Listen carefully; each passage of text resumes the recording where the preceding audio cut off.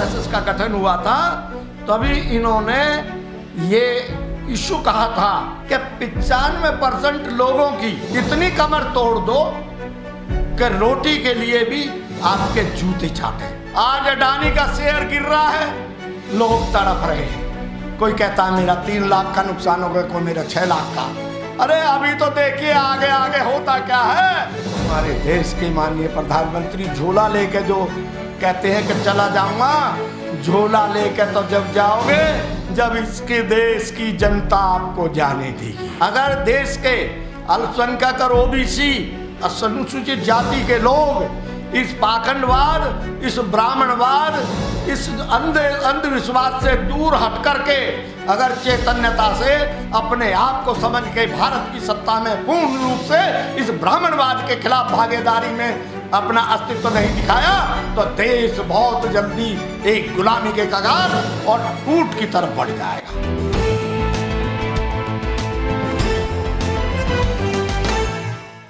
सिंह साहब बताओगे, एक मामला जो चल रहा है रामचरितमानस को लेकर, अब उस पर एक नया मोड़ आ गया है। मोहन भागवत ने ये कह दिया है कि भगवान ने नहीं बनाई है जातियाँ, ये सब यहाँ पंडितों ने बनाई हैं।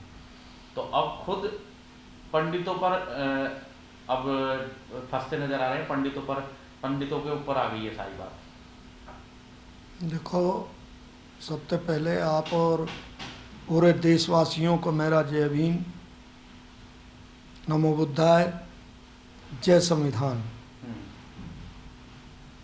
एक क्रिया होती है और उसकी प्रतिक्रिया होती है। इस देश के अंदर 2 वाद चले हैं और ये आज से नहीं,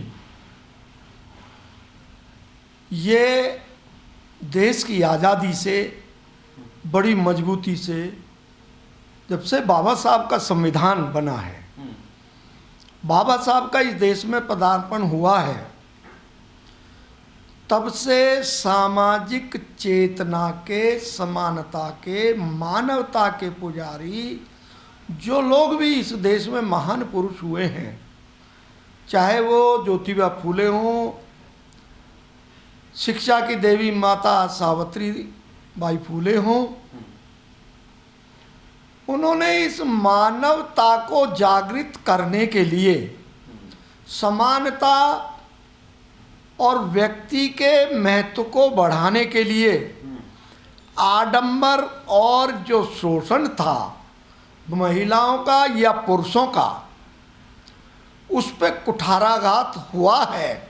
तो एकदम से बहुत ज़्यादा अंबेडकरवाद और मनुवाद का आपस में द्वंद्व चला है और इस द्वंद्व में आज जो पाखंडवाद और मनुवाद है वो बाबा साहब द्वारा विश्व का अद्वितीय संविधान रचित किया गया है, जिसमें मानव के मूल्य और अधिकार, समानता, समरसता और देश की अखंडता के लिए जो बाबा साहब ने अपने जीवन पर्यंत मेहनत करके जो पौधा सींच करके बड़ा मजबूत संविधान के रूप में भारत को दिया, आज मनुवाद का ब्राह्मणवाद उससे बहुत ज़्यादा कंपित है। और वो कंपित होने के नाते जब मनुवाद और ब्राह्मणवाद घिरता हुआ जा रहा है तो जाति की जो भावना है, लोग कहते हैं कि जाति ऊपर से किसी देवता ने, भगवान ने बनाई। जाति इन आताताइयों, पाखंडवादियों द्वारा बनाई गई और इसमें विशेष रूप से कहा गया कि ब्राह्मणों, उन्होंने कहा है अपने जो आरएसएस के माननीय भागवत साहब ने कहा है कि ब्राह्मणवाद ने, ब्राह्मणों ने ही जातियां बनाई हैं। तो मैं पूछना चाहूँगा कि क्या जो भागवत जी हैं वो ब्राह्मण नहीं है क्या? और इस देश में तो विशेष रूप से ब्राह्मण ही आरएसएस का जो हिंदू शब्द का कहीं से भी दूर तक हिंदुस्तान का नाम इस देश में नहीं है। किसी आपके आलेख में या किसी भी उस पे आपके कहीं भी किसी रचना में नहीं आया हिंदू शब्द का नाम, हिंदुस्तान का नाम।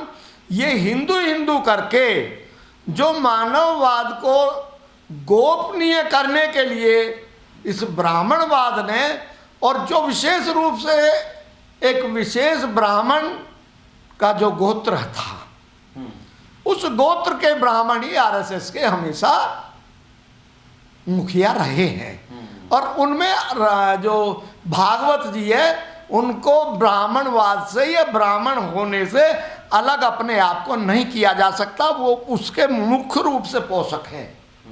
और मानवता को दबाने के लिए इस देश में पाखंडवाद और इस देश को खंडित करने के लिए, इस देश के तो पहले ही 2 डिवीजन हो चुके हैं। और जो भी देश धर्म पे चला है, उसके बहुत नज़दीकी टुकड़े हुए हैं। चाहे तो आप ये देखिए कि पाकिस्तान के 2 टुकड़े हुए, धर्म के नाम पर राष्ट्र है।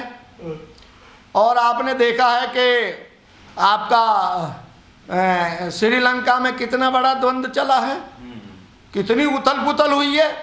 तो जहाँ मानवीय मूल्यों का ह्रास होता है, और अब बाबा साहब के संविधान से लोगों का विवेक जगा है, लोग अपने आप को पहचानने लगे हैं। और शिक्षा के महत्व को, जो बाबा साहब ने कहा कि शिक्षित बनो, संगठित रहो और संघर्ष करो, और शिक्षा वो शेरनी का दूध है कि जो पिएगा वो ही दहाड़ेगा।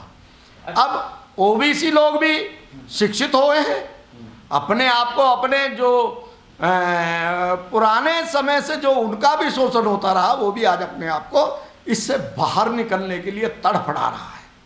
अच्छा सिंह साहब, एक बात बताइए, क्या लगता है आपको कि जिस तरह से मोहन भागवत ने बयान दिया है, उनको भी ये डर हो गया था कि जिस तरह से शूद्र ओबीसी समाज जो है, जो कि बीजेपी का सबसे बड़ा कोर वोटर है, वो अपने आप को शूद्र कहकर कहीं ना कहीं बीजेपी से दूरी बना रहा था, और ये बात जो है वो बीजेपी अच्छी तरह से भली भांति समझ रही थी। तो मोहन भागवत को फ्रंट पर आकर ये कहना पड़ा कि ये सारी चीजें जो हैं वो पंडितों ने करी हैं, ऊपर से कोई भेदभाव नहीं है। तो मोहन भागवत इसलिए चुने गए क्योंकि अगर कोई पंडितों पर सवाल उठाता है, कोई उठाता, तो जिस तरह से स्वामी प्रसाद मौर्य और चंद्रशेखर यादव ने सवाल उठाया था, तो तमाम ब्राह्मण समाज ने उनके पुतले दहन किए, उनके खिलाफ तमाम जो है मुहिम चला रखी है। तो मोहन भागवत आकर इस बयान देते हैं तो उनके खिलाफ कोई ऐसा सवाल नहीं उठता, ना कोई खड़ा होता, ना प्रश्नवाचक चिन्ह लगता। इसमें भी बहुत जो है बड़ी सोची समझी है कि एक उच्च कोटि का जो आरएसएस का जो ब्राह्मणवाद का और मनुवाद का मुखिया है, उसके मुखार बिंद से ये शब्द आरएसएस ने कहलवाया है।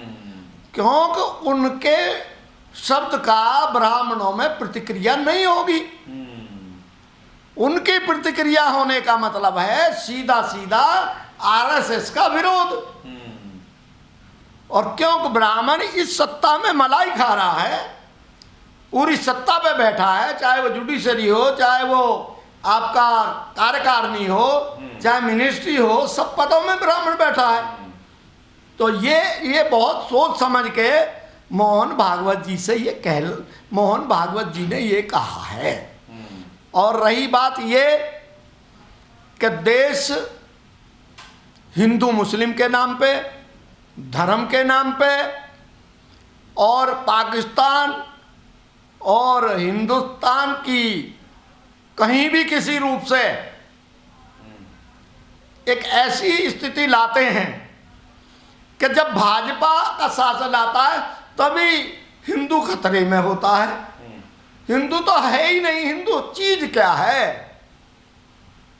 इस भारत में मानवता का जो पोषक है वो भारतीय संविधान है।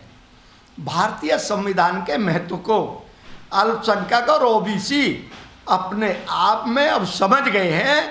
और माननीय अखिलेश यादव जो मुख्यमंत्री से जैसे ही उनका हटे वो अपने चुनाव हारे और उन्होंने सीट छोड़ी, तो उनकी कुर्सी को गंगा जल से धोया गया, दूध से धो करके उसको पवित्र किया गया। तो उनको ये ज्ञात हुआ कि हम भी शूद्र हैं। हमारा भी हिंदुओं में कहीं भी गिनती नहीं है। आज जब उच्च कोटि का ओबीसी समझने लगा है, वो ये बात उसके दिमाग में आ गई है कि हमारा इस देश की सत्ता में अगर भागीदारी और अपने अस्तित्व को बचाना है तो केवल केवल केवल भारत का संविधान इस देश की अखंडता को बचा रख सकता है, और देश की सत्ता में हमारी भागीदारी तभी संभव है। वरना तो इनकी जो सोची समझी साजिश है, जो आरएसएस ने 1925 में जब इस संविधान का इनका जो है आरएसएस का गठन हुआ था, तभी इन्होंने ये इशू कहा था कि 95% लोगों की इतनी कमर तोड़ दो कि रोटी के लिए भी आपके जूते चाटे। आज कहते हैं कि भारत तरक्की में है। मैं कहता हूं भारत तरक्की में कहाँ है? जिस देश के 1 करोड़, जो ये तो 80 लाख लोग बताते हैं, 1 करोड़ लोग, 80 लाख तो वो है जिनको ये दे रहे हैं, और 20 लाख लोग तो ऐसे हैं जिनके राशन कार्ड नहीं है और उनको मिल ही नहीं रहा है, वो भूखे तड़प रहे हैं। जब जिस देश के 1 करोड़ लोग भूखमरी के कगार पर बैठे हैं, तो भारत कहाँ प्रगति कर रहा है? कहाँ विश्व में भारत की तरक्की है? मैं तो कह रहा हूं कि भारत गर्त की ओर इस भाजपा सरकार ने पहुंचा दिया है। अगर देश के अल्पसंख्यक और ओबीसी और आपके अनुसूचित जाति के लोग इस पाखंडवाद, इस ब्राह्मणवाद, इस अंधविश्वास से दूर हट करके अगर चैतन्यता से अपने आप को समझ के भारत की सत्ता में पूर्ण रूप से इस ब्राह्मणवाद के खिलाफ भागीदारी में अपना अस्तित्व नहीं दिखाया, तो देश बहुत जल्दी एक गुलामी के कगार और टूट की तरफ बढ़ जाएगा। क्योंकि इस देश के आप 20 करोड़ मुस्लिम समाज को कहां ले जाएंगे? वो कैसे आपके हिंदू धर्म में कन्वर्ट हो जाएगा? एक तूफान मचेगा। इसलिए इस देश में इन लोगों को चाहिए कि अपने अस्तित्व को पहचान करके, सब भाईचारा बना करके, अपने स्वाभिमान को दूर करके, छोटे बन के सत्ता में एक बार भाजपा को बाहर निकालना बहुत जरूरी है। अगर बाहर नहीं निकाला गया तो बुरी दशा होगी। शिक्षा क्षेत्र जो है वहां कुछ छोड़ा नहीं, संसाधन सारे बेच दिए। आज अडानी का शेयर गिर रहा है, लोग तड़प रहे हैं। कोई कहता है मेरा 3 लाख का नुकसान हो गया, कोई मेरा 6 लाख का। अरे अभी तो देखिए आगे आगे होता क्या है। ये जो कहता है ना, हमारे देश के माननीय प्रधानमंत्री झोला लेके जो कहते हैं कि चला जाऊंगा, झोला लेके तो जब जाओगे जब इसके देश की जनता आपको जाने देगी। आपसे पूरे 2 योजना जो आप रहे हैं प्रधानमंत्री, और 2002 का जो आपका गुजरात का कांड है, उस सब का हिसाब जनता लेगी। जनता के घाव बहुत गहरे हैं। एक एक रोटी और रोजगार के लिए जनता तड़प रही है, और आप कह रहे हैं जिस देश की जीडीपी डाउन जा रही है, महंगाई इतनी बढ़ गई, आजकल तो महंगाई पे कोई बोलता ही नहीं, कमर इतनी तोड़ दी है। और कहते हैं कि महंगाई इसलिए बढ़ रही है कि हम फ्री राशन दे रहे हैं। फ्री राशन दे रहे हैं, क्यों दे रहे हो फ्री राशन? उनको रोजगार दो, उनको काम बढ़ाइए। रुपए की वैल्यू आपकी गिर रही है। कहां भारत देश तरक्की कर रहा है? कहां तरक्की कर रहा है? माने भागवत जी सोचिए, इस देश को बचाना है और अपनी अस्मिता को बचाना है तो भारत के संविधान के साथ बाबा साहब का नारा लगाना शुरू कर दिए भागवत जी, और सच्चे मन से लगाइए और देश को तरक्की की ओर ले जाइए। मानवता के बारे में सोचिए।